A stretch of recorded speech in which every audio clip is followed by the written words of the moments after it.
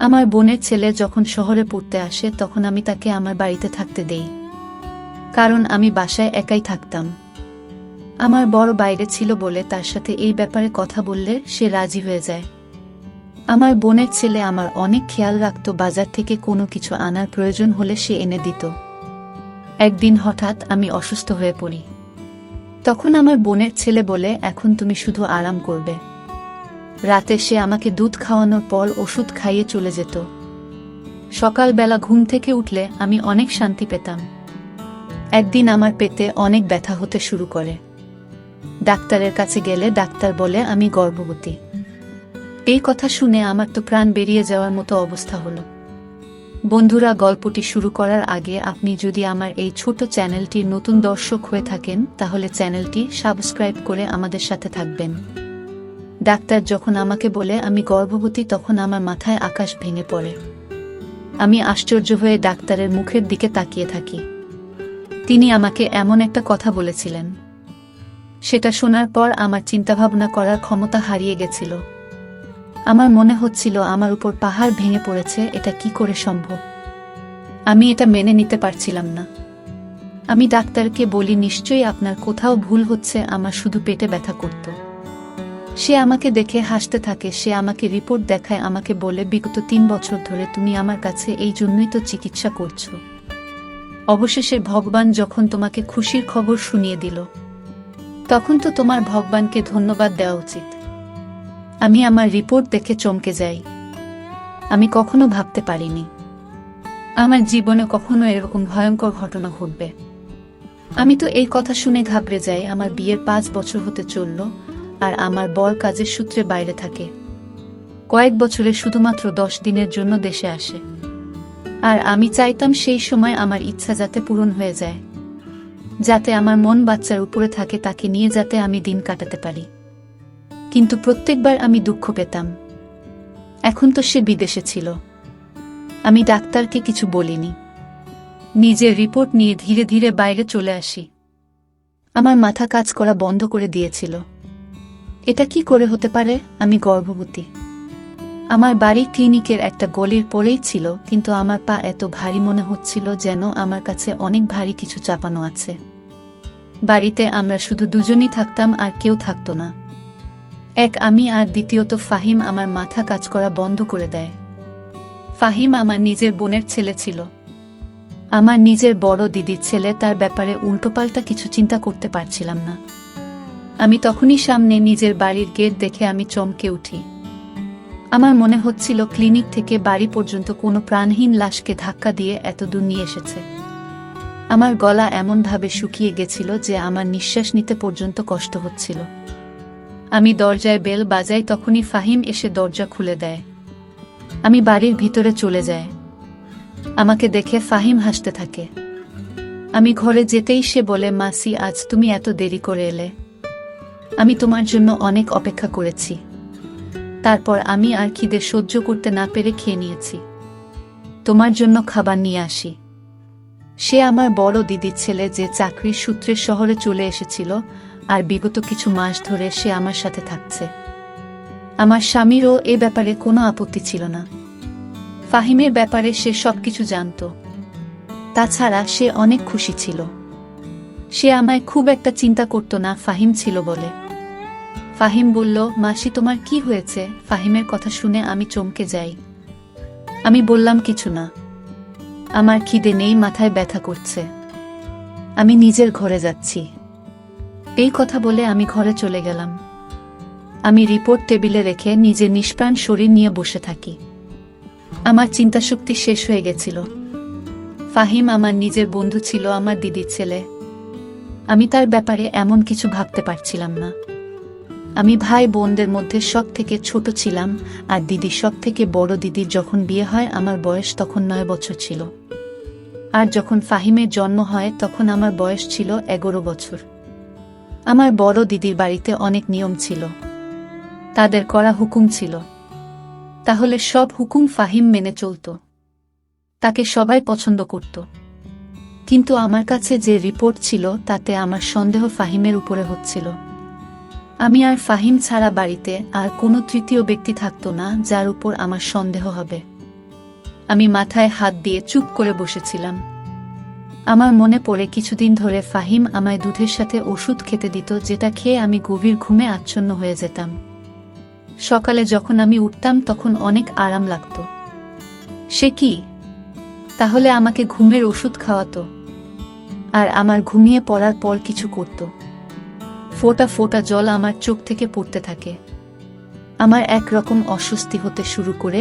সত্যিকারের সম্পর্কে কি মানুষ এমন করতে পারে? নিজস্ব শারীরিক চাহিদা মেটানোর জন্য মানুষ এমন করতে পারে? আমি তার মাসি ছিলাম, তার নিজের মায়ের বোন, মানে তার মায়েরই মতন।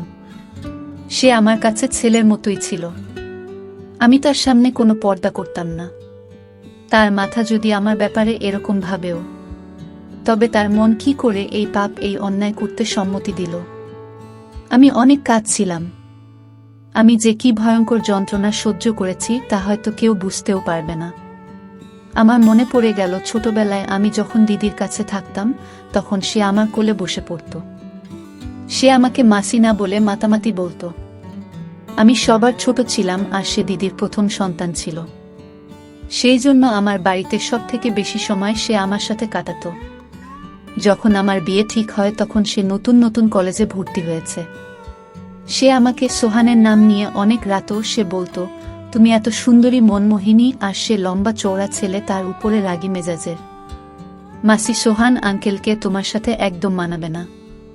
তোমার সাথে তো আমার মতো কোনো স্মার্ট ছেলেকে ভালো লাগবে। সে সবসময় সোহানের ব্যাপারে এরকম বলতো। হ্যাঁ সত্যি, আর কি করত? আমি তার দিকে অনেক রেগে রেগে তাকাতাম। আমার আর তার মধ্যে আন্ডারস্ট্যান্ডিংও অনেক ভালো ছিল। যখন সে আসতো রাতে অনেক কথা বলতো, হাসতো, মজা করত।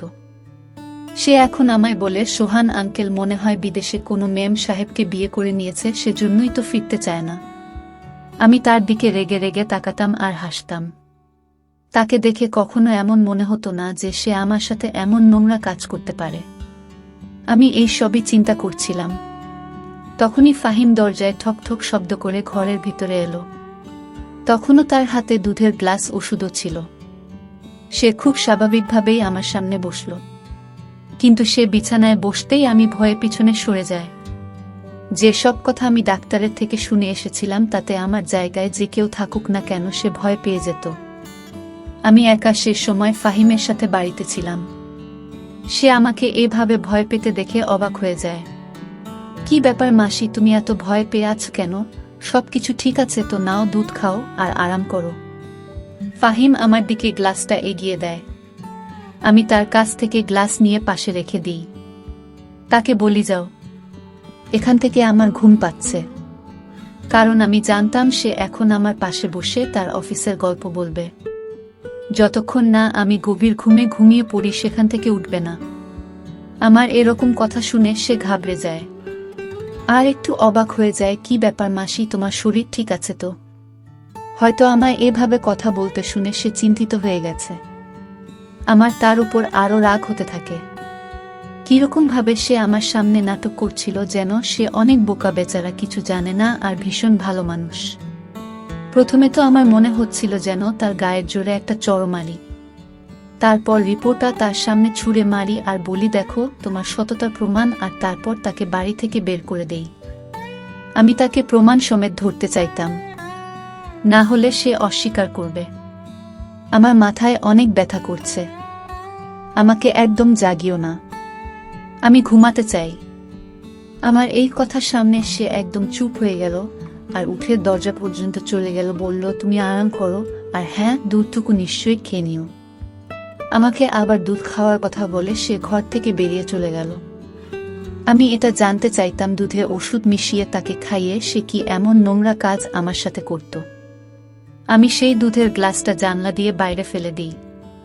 সেই জানলাটা রাস্তার দিকে ছিল। ওষুধটা রেখে দিয়ে ঘরের লাইট বন্ধ করে আমি ঘুমিয়ে পড়ি। এখন আমি সেই সময়ে অপেক্ষা করছিলাম যখন ফাহিম ঘরের ভিতরে ঢুকবে। আধা ঘন্টা কেটে গেছিল, কিন্তু আমার ঘরে কেউ আসেনি। তার আসার অপেক্ষা করতে করতে আমি বিরক্ত হয়ে যাই। আমার ঘুম পেতে থাকে, সেজন্য নিজে গিয়ে দেখে আসি যে সে কি করছে। আমি উঠে ঘরের বাইরে গিয়ে দেখি বারান্দা ফাঁকা ছিল, তার সামনে ঘরটা ফাহিম ছিল। আস্তে করে তার ঘরের দরজা খুলতেই আমার হুঁশ উড়ে যায়। কারণ সে তো। আমি তার ঘরের দরজা ধীরে ধীরে বন্ধ করে দিই আর ধীর পায়ে নিজের ঘরে চলে আসি। আমার মাথায় সেই কথাগুলো ঘুরতে থাকে। যখন দিদি প্রথম ফোন করে সে বলেছিল ফাহিম তো শহরে চাকরি করতে চায়, সেখানে অনেক রকমের ছেলে থাকে। আমার ফাহিম অনেক সহজ সরল, যদি কোনো উল্টোপাল্টা লোকের চক্করে ফেঁসে যায়, যদি নেশা করা শুরু করে, তুমি তো জানো আমরা কিভাবে তাকে মানুষ করেছি, কিভাবে তার দেখাশোনা করেছি। আমার ছেলে অনেক শান্ত, অনেক সৎ, কিন্তু অনেক ছেলেরা এক জায়গায় থাকলে খারাপ কাজ তো হবে। সেই জন্য তুমি যদি তাকে নিজের বাড়িতে রাখো তাহলে আমি শান্তি পাব। সেই সময় আমি ফাহিমের এই ভেবে বাড়িতে থাকতে দেই, কারণ আমি মনে করতাম সে আমার বন্ধু নয়, বরং সে আমার ছেলের মতো। আমার মাথা যন্ত্রণায় ফেটে যাচ্ছিল। আমি দেখেছিলাম আমার দিদির ছেলে সেই সময় নিজের ঘরে বসে সিগারেট খাচ্ছিল। আমার দিকে তার পিঠ ছিল, সেই জন্য সে কিছু জানতে পারেনি। আমি ধীরে তার ঘরের দরজা বন্ধ করে নিজের ঘরে ফিরে এসেছিলাম। আমি ফুল নিশ্চিত ছিলাম যে সে নিশ্চয়ই নেশার সিগারেট খাচ্ছিল। আমি কিছু বুঝতে পারছিলাম না যে কি করব আর কি করা উচিত। আমি কি করে নিজের দিদিকে সেভাবে এই ব্যাপারগুলো বলবো? আমার দিদি একজন হার্টের রোগী ছিল। যদি সে জানতে পারে যে ফাহিম আমার সাথে কি করছে, এটা শোনার সাথে সাথেই হয়তো মারা যাবে। আমি ভেবেছিলাম যে সকাল হলেই আমি ফাহিমকে বলবো সে যেন নিজের থাকার বন্দোবস্ত করে নেয়। আমি তাকে নিজের বাড়িতে আর রাখতে পারবো না। আমি নিজের ঘর বন্ধ করে দিয়ে শুয়ে পড়ি। সকালে আমার দরজা জুড়ে জুড়ে ধাক্কানো হচ্ছিল। আমি উঠে দরজা খুলি তখন দেখি ফাহিম আমার দিকে অনেক রেগে তাকিয়ে আছে। দরজা কেন বন্ধ করেছিলে তুমি? শেষে আমাকে অনেক জোরে জিজ্ঞাসা করে। সে কি যে আমাকে এভাবে জিজ্ঞাসা করবে তার হয়তো সমস্যা হচ্ছিল, এজন্য যে আমি তার রাস্তা বন্ধ করে দিয়েছিলাম। সে যে অন্যায় আমার সাথে করছিল, হয়তো তার চাহিদা পূরণ না হওয়ার কারণে সেইভাবে আমার সাথে কথা বলছিল। আমি তাকে জিজ্ঞাসা করি, তুমি কেহ আমাকে এরকমভাবে প্রশ্ন করার? আমার এত জোর গলার আওয়াজ শুনে সেও একটু অবাক হয়ে গেল। তখন সে নরম গলায় বলে, মাসি, রাতে তোমার শরীর ঠিক ছিল না, তাই আমার চিন্তা হচ্ছিল। আমি কখন থেকে দরজার সামনে এসে তোমাকে ডাকছিলাম, কিন্তু যখন তুমি কোনো উত্তর দিচ্ছিলে না তখন আমার চিন্তা হতে শুরু করে যে না জানি তুমি বেহুশ হয়ে যাওনি। সেই জন্য আমি দরজা খোলার চেষ্টা করি, কিন্তু দরজা বন্ধ ছিল। সেই জন্য আমি চিন্তিত হয়ে যাই। তুমি দয়া করে দরজা লক করো না। তার মিথ্যে নাটক আর আমার জন্য মিথ্যে চিন্তা করা দেখে আমার ভীষণ রাগ হচ্ছিল। আমি কড়াভাবে বলি, তোমাকে আমার জন্য চিন্তা করার কোনো দরকার নেই। এরপর নিজের ঘর থেকে বাইরে চলে যায়। নিজের জন্য জলখাবার বানিয়ে খেয়ে পাশেই এক বান্ধবীর বাড়িতে চলে যায়। আমার পাশের বাড়িতেও আমার বয়সী একজন মেয়ে থাকত, সে বিবাহিত ছিল। যখনই আমার বর দেশের বাইরে যেত তখন সে আমার খেয়াল রাখত। আমার তার বন্ধুত্ব অনেক ভালো ছিল। তার বর আমাকে নিজের বোনের মতো দেখত। যখনই সে বাজারে যেত তখনই আমাকে জিজ্ঞাসা করত, বোন, তোমার জন্য কিছু কিনতে হবে, যদি কিছু আনতে হয় আমাকে বলো। আমি প্রায় তাকে বাজার থেকে জিনিস কিনতে দিতাম। যবে থেকে ফাহিম আসে তখন থেকে ফাহিম এসব কাজ করত। এখন আমার প্রতিবেশী সীমার সাথেই কাজ ছিল যে আমায় বর্জন করতে হবে। এই পাপ আমার জীবন থেকে শেষ করে দেওয়া ছাড়া আমার আর কোনো উপায় ছিল না। আমি এটাই বুঝতে পারছিলাম না যে আমি সীমাকে কি বলবো, না জানি সে আমার ব্যাপারে কি ভাববে। কিন্তু আমার কোনো না কোনো মহিলাকে তো দরকার ছিলই। আমাকে তো কাজটা করতেই হবে, কারণ দিদিকে যদি সত্যিটা বলি তবে সে মেনে নিতে পারবে না। যদি নিজের বরকে এসব কথা বলতাম তাহলে তো সে আমাকে আর কখনো নিজের বউ বলে মেনে নিত না। আমার সংসার বরবাদ হয়ে যেত। আমি যে কি জায়গায় ফেঁসে গেছিলাম তা শুধু একমাত্র আমি ভালো করে জানতাম। আমি একজন নতুন লেডি ডাক্তারের কাছে গিয়েছিলাম আর বলেছিলাম যে যদি আমার কাজ ঠিকভাবে করে দেয় তবে তাকে আমি ভালো টাকা দেব। সে মহিলা ডাক্তার রাজি হয়ে যায়, কিন্তু সেই রাতে আমার সাথে কিছুটা এরকম হয় যা দেখে আমি কেঁপে উঠি। আমি রাতে ফিরে ফাহিমকে বলি যে আমি তোমাকে আর নিজের বাড়িতে রাখতে চাই না। সেই জন্য সে যেন 1 সপ্তাহের মধ্যে নিজের থাকার ব্যবস্থা করে নেয়। আমার কথা শুনে সে অবাক হয়ে যায়। মাসি, তুমি এসব কি বলছো? আমি তোমাকে ছেড়ে কোথায় যাব?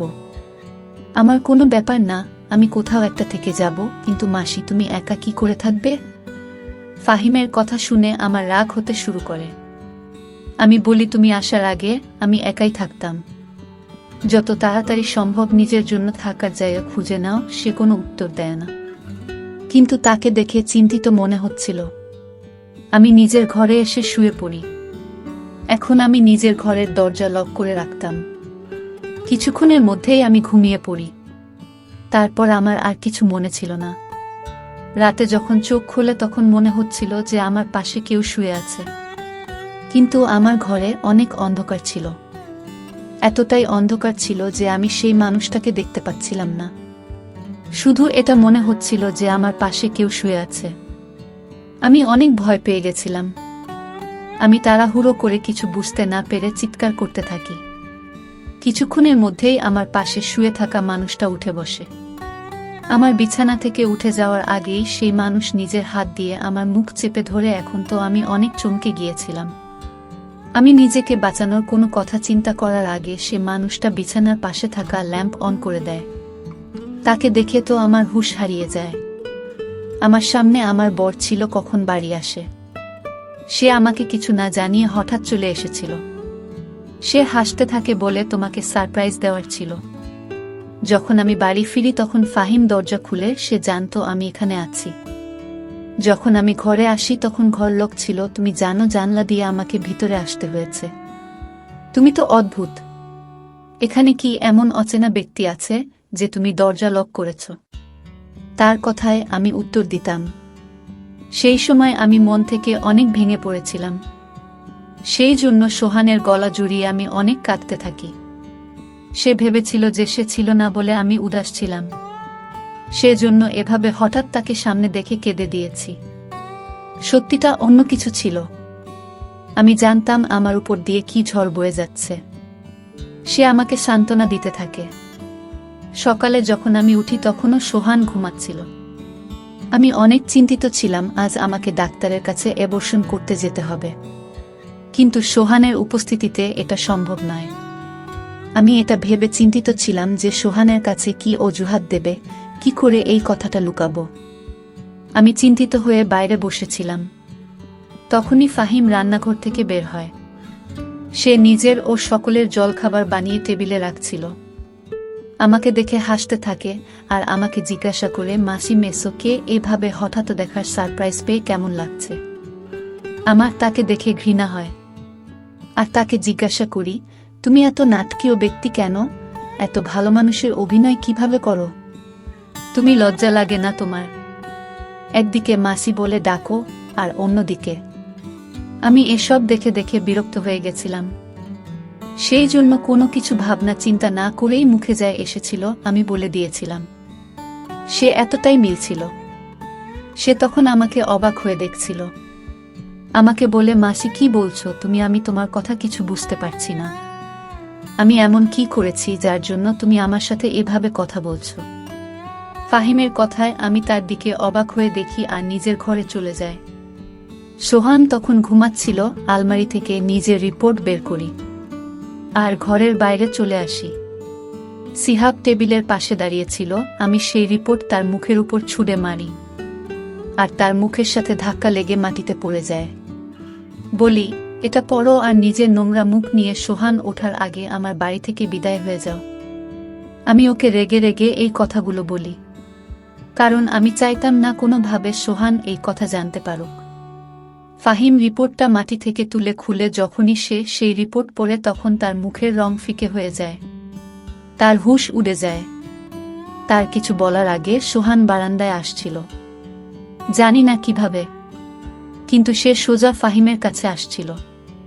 রিপোর্ট তার হাত থেকে নিয়ে পড়তে শুরু করে। সেটা দেখে তো আমার প্রাণ বেরিয়ে যাওয়ার মতো অবস্থা হয়। আমার সংসার নষ্ট হয়ে যাবে। সোহান তো আমাকে তালাক দিয়ে দেবে। আমার খুব বাজেভাবে মাথা ঘুরে যায় আর আমি পড়ে যাই। যখন আমার হুঁশ আসে তখন দেখি আমি হাসপাতালে আসছি। আমার হাত কাঁপছিল আর সোহান আমার দিকে দেখছিল। ফাহিম ও সেখানে দাঁড়িয়েছিল। আমি সোহানকে দেখে কাঁদতে থাকি। আমি বলি, আমার কোনো দোষ নেই। ফাহিম আমাকে ঘুমের ওষুধ দিত। আমি কিছু জানি না। দোহাই, আমাকে তালাক দিও না।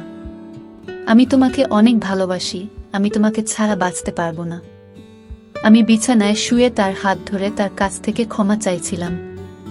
শেষে আমার হাত ধরে বললে, তুমি চিন্তা করো না, আমি তোমাকে ছাড়ব না। আমি আবার নতুন করে তোমার টেস্ট করিয়েছি, তুমি গর্ভবতী। হয়তো অন্য কারো রিপোর্ট তোমার রিপোর্টের সাথে বদলে গিয়েছিল। না তুমি দোষী আর না শিহাবের কোনো দোষ আছে। এরকম কিছু নয়, তুমি তার চরিত্রের উপর সন্দেহ করো না। শুধু রিপোর্টও অদল বদল হয়ে গেছিল। এটা একটা ভুল বোঝাবুঝি হয়েছে। ফাহিমের উপর যখন আমার নজর পড়ে তখন সে কাঁদছিল, তার মুখ থেকে কোনো শব্দ বেরোচ্ছিল না। ও শুধু কাঁদছিল। আমাকে দেখে আমার কাছে এলো আর বলল, মাসি, তুমি কি করে ভাবলে যে আমি তোমার সাথে এরকম করতে পারি? আমি আমার মা আর তোমার মধ্যে কখনো কোনো পার্থক্য করিনি। আমি তো কখনো কোনো অচেনা মেয়ের দিকে চোখ তুলে পর্যন্ত তাকাইনি। তুমি তো আমার মায়ের মতো। আমি বললাম, আমি তোমাকে সিগারেট খেতে দেখেছি। সে বলে, আমি নেশা আর সিগারেট কখনো খাই না। হ্যাঁ, কখনো কখনো এমনি সিগারেট খাই। আমি তোমার খেয়াল এই জন্য রাখতাম যে ছোটবেলা থেকে আমি তোমার কোলে পিঠে করে মানুষ হয়েছি, বড় হয়েছি। সেই জন্য যেভাবে আমি আমার মায়ের খাবার আর ওষুধের খেয়াল রাখতাম, সেভাবেই তোমারও খেয়াল রাখতাম। আমি যদি জানতাম আমার জন্য তোমার অসুবিধা হবে, তাহলে আমি কখনো ওখানে যেতামই না। সে কেঁদে কেঁদে এই কথাগুলো বলছিল। একটা ভুল রিপোর্ট আমাকে লজ্জায় ফেলে দিয়েছিল। আমি নিজের দিদির ছেলের ব্যাপারে কি না ভেবেছিলাম। কিন্তু আমার মাথায় একবারও এই চিন্তা আসেনি যে রিপোর্ট ভুলও হতে পারে। আফসোস, যদি আমি দ্বিতীয়বার আরও একবার টেস্ট করে নিতাম তাহলে এসব কিছু ঘটতো না। বন্ধুরা, আজকের গল্প এখানেই শেষ করছি। যদি আমার গল্পগুলো তোমাদের ভালো লাগে তাহলে একটা লাইক দিয়ে বন্ধুদের সাথে শেয়ার করে দিন। দেখা হবে আগামীকালের নতুন ভিডিওতে। সবাই ভালো থাকবেন। ধন্যবাদ।